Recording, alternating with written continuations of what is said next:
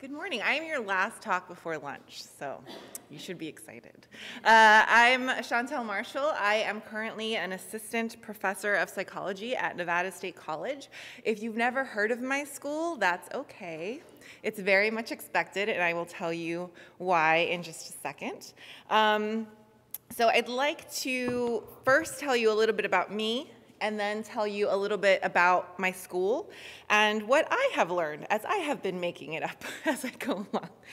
So this is a picture of me, I'm second from the left, of my graduation from Stanford in June of 2011. So I got my PhD from Stanford. I worked with Jennifer Eberhardt, and when I was graduating, basically throughout the entire ceremony, I was crying.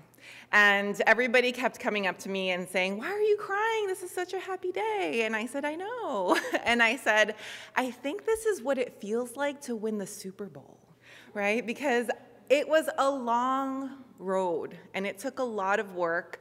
And where I came from was not usually the ending in a PhD from Stanford. So I was the youngest. I'm the youngest in my family. I am the only person to have gone to college. I was very lucky. I grew up in San Diego, just a few miles south of here, and California has a wonderful college system. For all of its faults, it's still one of the better systems, I think, in the country, and because of that, I was able to attend UCLA for undergrad. As you can imagine, it absolutely changed my life. I grew up without a lot. I definitely knew what it was like to receive, government assistance and see family members suffering from addiction and things like that. And so UCLA was just magical, and I realized even more than before how much of a nerd I was and how much I liked learning and how much I loved psychology, and it was amazing. And I applied to Stanford on the night that the application was due. I turned it in about half an hour before the deadline. And I remember when I put in the application, you have to pay that application fee, and I was like, that's $100 I'm never gonna see again. I was really upset. And I got a phone call, and it just, again, changed my life. So because of my experiences and because of various things that happened in graduate school, I realized that I really wanted to give back. I really wanted to address issues of educational inequality. When I was a grad student, my research basically looks at race and racial inequality and how it is that we understand it and how it sustains itself in a country that, largely values equality and meritocracy and things like that. And I became very involved semi-politically in grad school and diversity issues at Stanford, and I really knew that I wanted to mentor and teach students like me. I ended up doing a postdoc back at UCLA with Janessa Shapiro, and while I was there, we did amazing research and I loved it, but I absolutely missed the classroom like you would not believe. I was like, anyone need a guest lecture or a workshop or anything? I can do it. And so I realized that I really wanted to go to a teaching institution. And so I applied to mostly teaching schools. And I ended up learning about this little school called Nevada State College, and it's just outside of Las Vegas. So I do currently live in Las Vegas. And it's a school that is basically the equivalent of the Cal State system here in California. So Nevada has the University of Nevada. They have two campuses, Las Vegas and Reno. They also have a plethora of community colleges, but what they need is a system right in the middle. Right? So for those students who want more than an associate's, but are not getting into the UN system necessarily. So a lot of our students are first generation. In fact, 50% of them have parents who did not attend college. We are a minority serving institution, so that means I think right now it's at 51% of our students are non-white.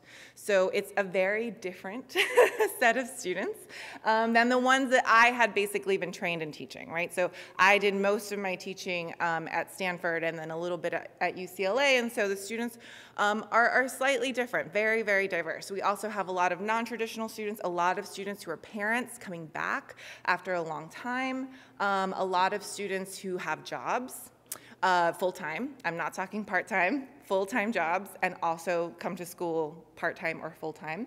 So there's a lot going on at this college, and I love it because I get to teach these students. I get to interact with them very closely. Our average class size is 23 students, very, very tiny. I came from an intro psych class that was 400 people, and now I teach one that's 40, so that's very different. But our efforts are not quite enough. Our graduation rate right now for 4 years is 16%. That means 84% of our students start and don't finish within 4 years. It doesn't get that much better at the 6-year mark. So we are not retaining our students.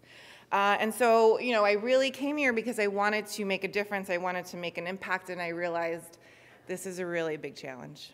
It is not simply having a campus for them to come to. That's not it. And I knew that already from having worked on diversity issues in grad school. A lot of the grad students leave, not because they can't do it, but because they don't feel like they belong there. And so I already know that, we have to really work on environment as well as having the school available. So this is what we have to work with to try and reach the student population. This is my building. This is where I work. This one building houses the entire liberal arts and sciences program. All of LAS has 35 full-time faculty. That's across from history to psychology to bio, has 35 full-time faculty. This is how it looks out in the desert. It looks very lonely. We do have another couple of buildings sort of down the way, but when you first go there to interview, you're like, I don't know about this, right? However, we do have an announcement, this mountain in the back. Our mascot is the scorpion, and we just got government approval to call this Mount Scorpion, so we're very excited about that. So, we have a little budding school that is trying to address these very large issues. And one of the other things that I learned as I started really getting into my job is that we are highly, highly linked to our state K-12 system. And Nevada's K-12 system has been ranked the least successful for our students for 3 years in a row. And that is unbelievably apparent in my students. They come in, underprepared is an understatement. And it's not that they're incapable, they are very capable, but many of them have never had a teacher who told them that. And many of them have not been pushed to work hard.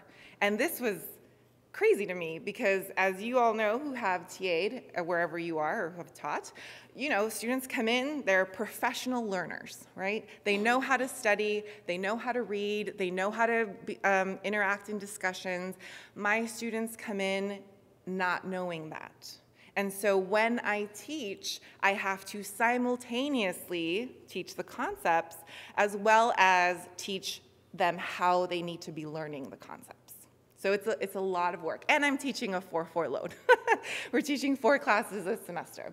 But we're clearly trying to, we're coming up against this really big issue, and it doesn't look like it's going to get any better anytime soon. Basically, any attempt to get more money into the schools in Nevada has failed over the last 5 to 10 years. And so while it's sad for the state that we can't help our K-12 students more than we do now, it's literally impacting my day-to-day life because I get these students and I see that they're there, okay? And this is actually a big deal. The fact that they're in my classroom is a big deal. So now I know that the challenge is even bigger, right? That now not only is it that these students, come and they're not graduating, but they're also coming in underprepared, and we need to address that in our classroom.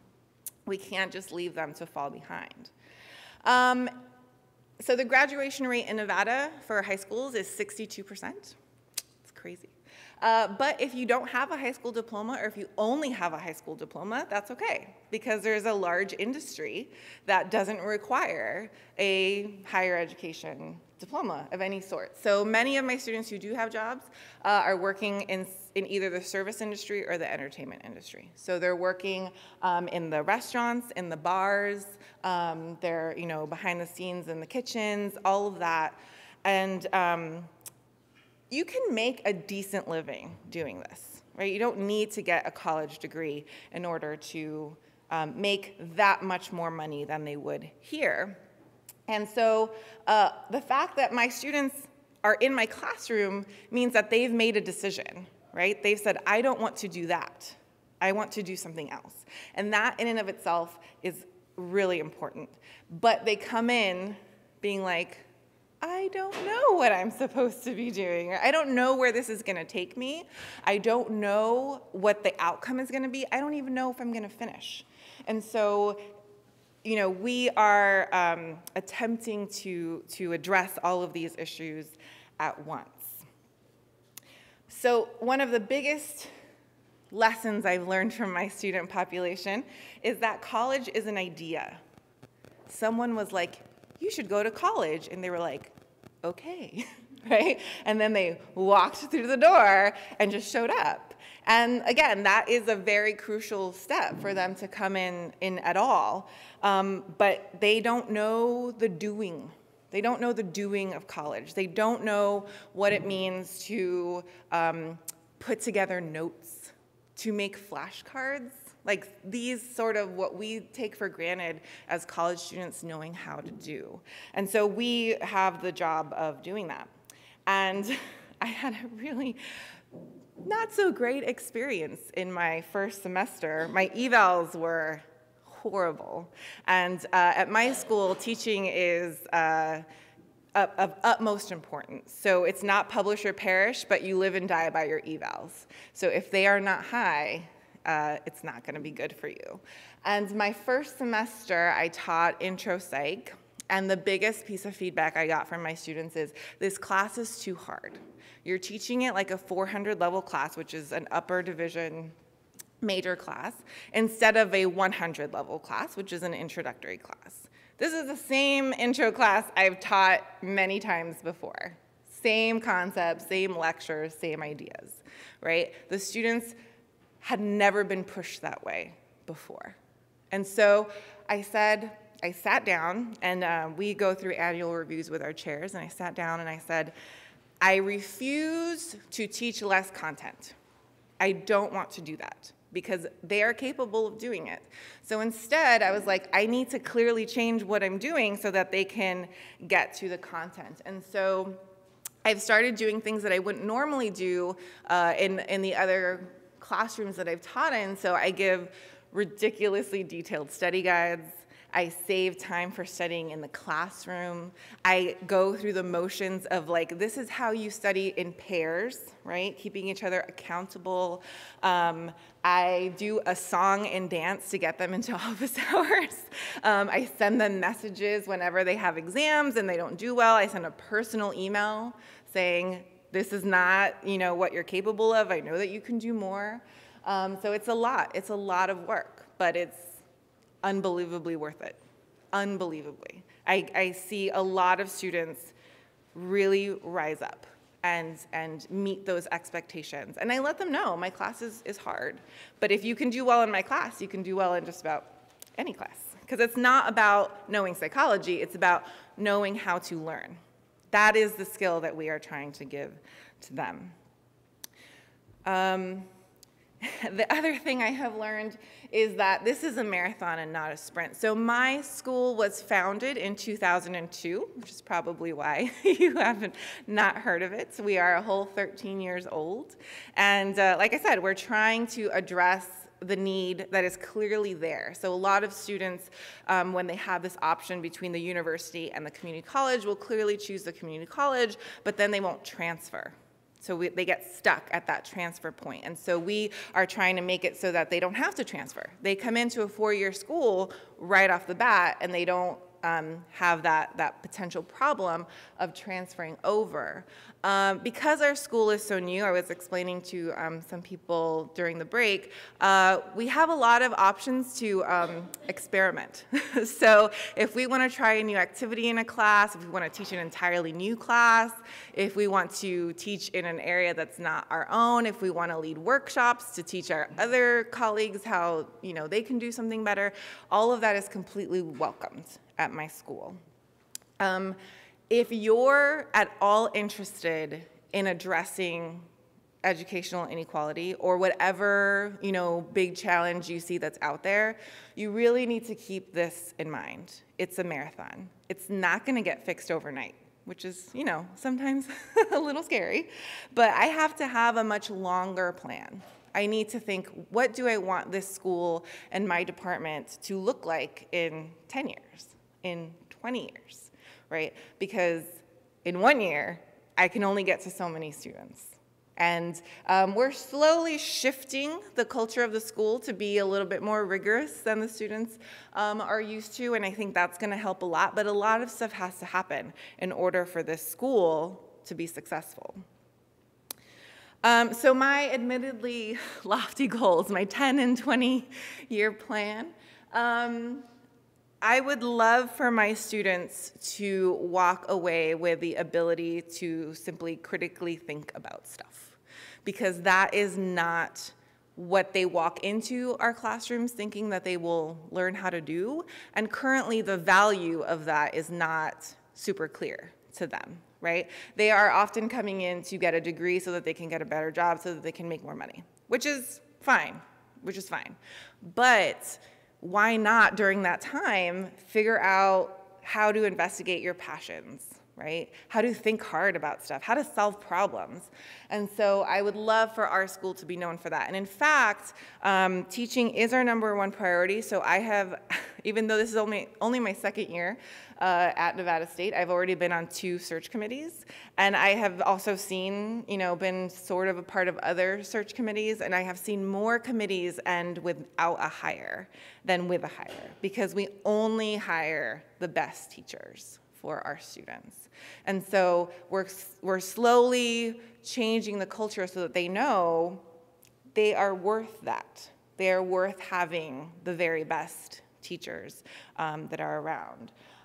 So I would love to see that. I'm also hoping to expose my students to research. So at my school, the priorities are very different from like an R1. So it's teaching first, service second, and then research, which is fine for me because I do love research and I love involving the students. So if you are interested in going into a teaching institution, everything you do and say should be about the students, right? So when I pitch my research lab stuff, so I've asked for funding from my school, I say this is going to help my students. They're going to learn this. If they want to get a master's degree, they can. If they want to go into a PhD program, they can. When we get candidates who we interview who never ask us about our students, a little red flag goes up for me.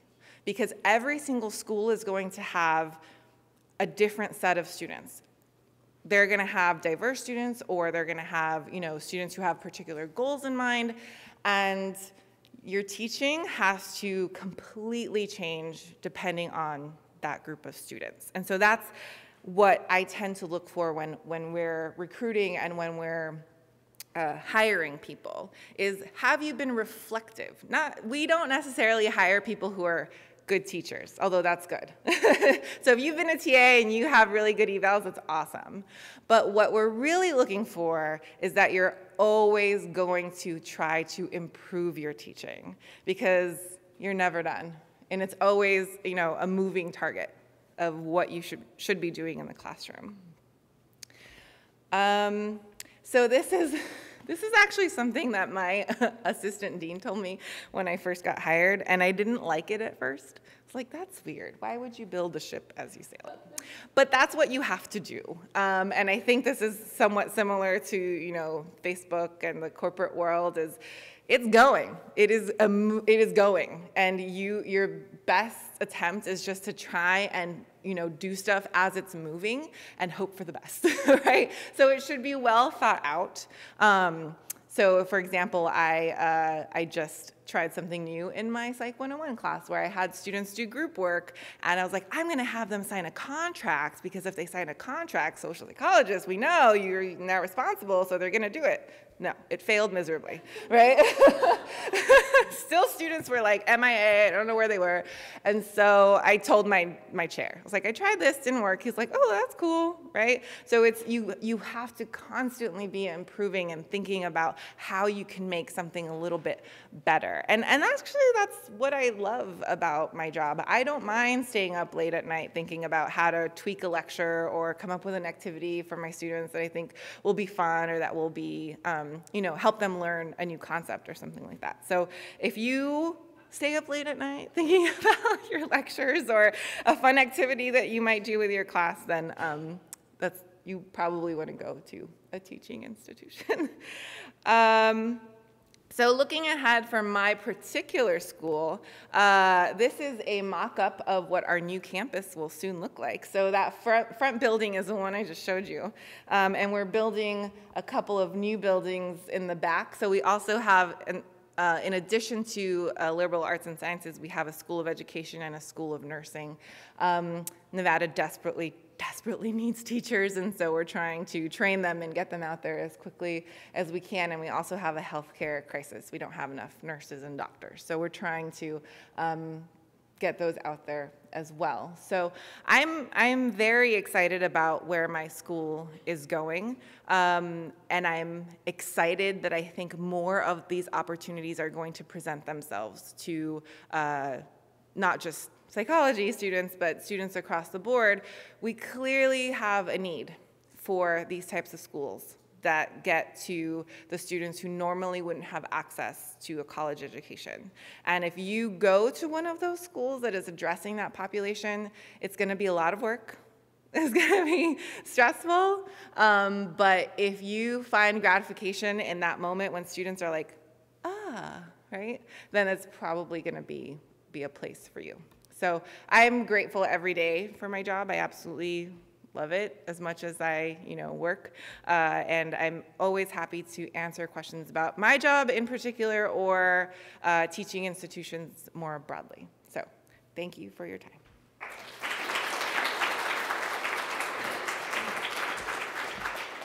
So any questions? See a hand in the back?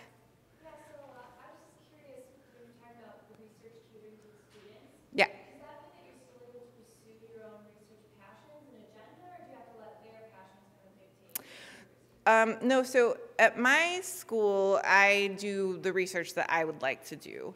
And that's partly because the undergraduate students have little to no training on research. And so the lab is really to train them how to do it. So we just do the research that I'm interested in. And I just started a lab, like an official lab this semester, and the interest in it was ridiculous. And I had to turn away a lot of students. And so I felt kind of bad for that because, I only have so much that they can do, but it clearly showed that the students want this. So I'm hoping to get other colleagues to get more research assistants. But it's our stuff. It's whatever we're interested in. Yeah. Any other? Yeah. For students who are interested in positions at teaching universities, you talked a little bit about what you want to be doing in graduate school. But there are lots of different grad programs out there. So do you have any just general, from being on the search committee? Yeah. General advice about what students should be doing, how they should be So it is very clear to us when an applicant has applied to our school because we're just one on a list. So if you really want to go to a teaching institution, every school, you should have a tailored application to each school. Because again, we have different students, we have different goals, we have different majors, different ways our departments are organized. So you want to make sure that you're paying attention to that. But in general, what teaching institutions are looking for is if you have gone out of your way to get teaching experience, that's always a plus. So in my grad program, we actually had to TA quite a bit, but when I turned in my CV for the job, for the market, I had 20 different classes that I had TA'd or taught at some point. And I didn't realize that. I just like teaching. And so I just grabbed any opportunity I could. So I think I was definitely on the extreme of that curve, if you will. But if we see, oh, they didn't have to teach the summer class, or, you know, we just hired someone right now who graduated from her PhD program and then went to teach at a community college because she wanted more teaching experience and specifically wanted to teach students who were underrepresented and who were more likely to be first gen. So she was clearly a really good fit. So try and get that teaching experience. And just because you've had good evals does not necessarily mean that you are, you know, going to be ahead of the pack. We get a lot of people who are really good teachers. What we're looking for is, have you been reflective about it? Have you thought about it and said, I know what I could have done better, or I know what I would try if I had my own classroom. So yeah, just try and get as much teaching experience as you can and have a lot of energy because we do a lot of stuff. And if you are not ready to like chip in wherever you can, that might not be the place that you want to be at. So yeah. I have a question about, so I know these jobs are a lot of times hard to get right out of the PhD program, right? They can be. People who have postdocs already who are applying for the same jobs and stuff like that. Yeah. It seems like postdocs in some way don't really set you up to teach those. No. A lot of them are postdocs. Right. So is there sort of an equivalent of there are some teaching postdocs, and it is recommended that you only do that if you are planning on going to a teaching institution. It's very hard to go from a teaching postdoc to like an R1 type job. There are some teaching postdocs that I know of. There's also a lot of like visiting one-year professorships out there. I think we're actually going to offer one very soon. So those are things that you can do in the between time. And I would say it's not that hard out of the PhD program as long as you've shown that will to go above and beyond whatever your teaching requirements were. And I know that's hard because not all advisors are super supportive of that. And so, you know, you might have to, in that case, wait a little while so that you can really teach in the meantime. But yeah, there's definitely 1 or 2 year opportunities to teach after you're done with the PhD. So look for those visiting professorships. They tend to be really good. Was there a question over here? No? Okay. Yeah. Well, then do you have to have taught your own class before Yeah. applying to? It's preferred. It is definitely preferred to have been the sole instructor of a class at some point, even if it's only a summer class, because it's kind of like research, right? You don't really know if it's the thing for you until you've done it from beginning to end, right? So I have 4 classes a semester. I don't have a TA, so I have to grade everything. It's a lot of work. But having had my own classes as a grad student, I kind of knew what I was getting myself into. I still didn't quite know, but I kind of knew what was going to happen. And so, yeah, so try and get teaching experiences where you are the only person teaching the class, or maybe one of 2 people teaching the class. It really, really helps. Yeah, we'll see people who only have grad student experience as a TA, and we're like, I don't know. It's like any tenure track job. Like, we're hiring you for the long haul, and if you don't have clear experience of what you're about to get yourself into, it's a gamble. It's a more it's a gamble we might not want to take. So, yeah. Do you, I mean, I know every state, the student populations are so different, and the K through 12 is so different, but do you have kind of a network of other colleges that also cater to first-gen students, and do you guys connect on any currently am not part of anything that connects, but our administration is very much devoted to these things. So I would imagine that they are in talks, and our administration and the faculty are completely on the same page about having the students be the priority and how we can get them to get into the class and stay in the class and graduate. And so I would imagine that that is something that they're working on. The amazing thing about my school in particular is that anytime you have an idea, they're like, okay, right? They're like, if you want to go find some schools and figure out how they're doing it, then that's something that we can do. That's not true of every school. But I think too, if you are interested in going to like a state school, you should take a quick peek at what their high school graduation rates are, you know, and what the K through 12 system is, how it's being evaluated, because it's directly going to impact your job. So, yeah. Janessa. Sure. I wanted to ask a question about research. Yeah. So it sounds like from what you said that you were given resources for your research. Mm-hmm. Yeah. So you get no resources. Yeah, it's very minimal. It's super minimal, but I have, so our biggest thing for psychology research is payment, right, for our participants. And so that is what I have fought very hard for. I did also negotiate for a Qualtrics account. Does anyone here use Qualtrics at all? Yeah, so I fought really hard for that in my negotiation. So I usually have to do a very small, like sort of a grant application to the school. We have some internal money, and currently we are working on getting better at getting outside grants. So it's definitely supported. It's just a matter of finding the money where you can. And I would say I'm kind of making it up as I go along. So no one really before me, I'm one of 4 psychologists, but no one before me has been like, I want a research lab and I want participant payment. And I was like, hello, like I do. And so, you know, ask for it and see what happens. And you also want to, so when I was applying, I talked to every person I knew at every teaching institution that I could like get my hand. I was like calling people and emailing people, and you can ask them, so how much do you get, you know, what, how hard is it to do your research and stuff like that, and they'll tell you. But most schools, because we do have a publication requirement for tenure, so if that's part of tenure, they will have some support system for research getting conducted.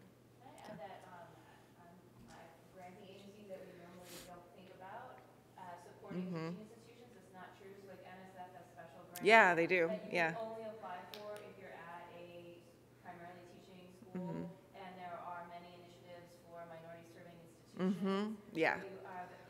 Your grant goes into a special pile, or is only the money is only dedicated for minority serving institutions, and so there's money out and a lot of foundation support research at minority serving institutions, and so there's a lot of pools of money that are often underutilized. So having sat on grant panels, there's often no one applying for the money that goes to schools. So you're essentially not really, you know, which isn't always the truth. So sometimes there are plenty of applications, but not always. So there are these pools out there that often are underutilized.